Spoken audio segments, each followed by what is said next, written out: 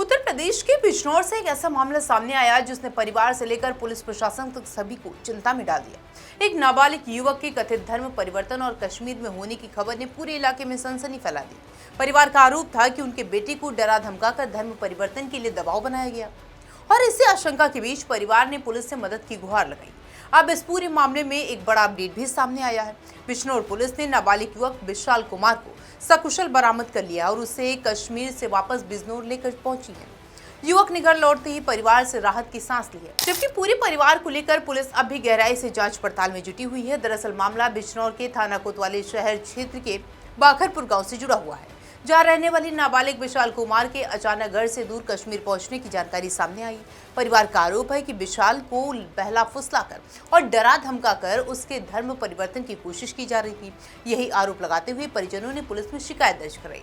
मामला संवेदनशील होने के कारण पुलिस तुरंत एक्टिव हो गई और जांच के दौरान ये पता चला कि विशाल कुमार जम्मू कश्मीर के बांदीपुर, बारामूला और कुपवाड़ा इलाके में रह रहा था।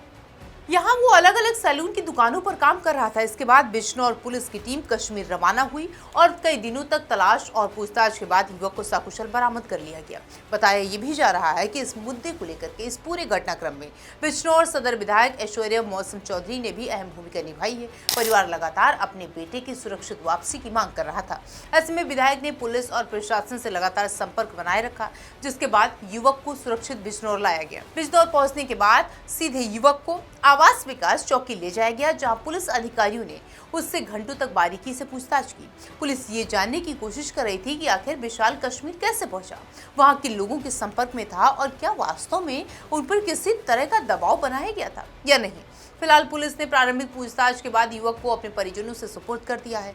बेटे के वापस लौटने पर परिवार बेहद भावुक दिखाई दे रहा है। परिजनों का कहना है कि पिछले कई दिनों से पूरा परिवार डर और तनाव में जी रहा था, लेकिन अब विशाल के सुरक्षित लौटने से बाद उन्हें राहत मिली है। हालांकि इस पूरे मामले में अभी तक कई सवाल भी बाकी रह गए हैं, जिनके जवाब मिलना मुश्किल है। सवाल ये कि क्या युवक अपनी मर्जी से कश्मीर गया था या उसे किसी नेटवर्क के जरिए वहां पहुंचाया गया था। सवाल ये कि क्या धर्म परिवर्तन का दबाव सच में बनाया गया था, यह मामला किसी और वजह से जुड़ा हुआ था। और इसी में सबसे बड़ा सवाल ये भी है कि क्या इस पूरे मामले के पीछे कोई बड़ा गिरोह सक्रिय है।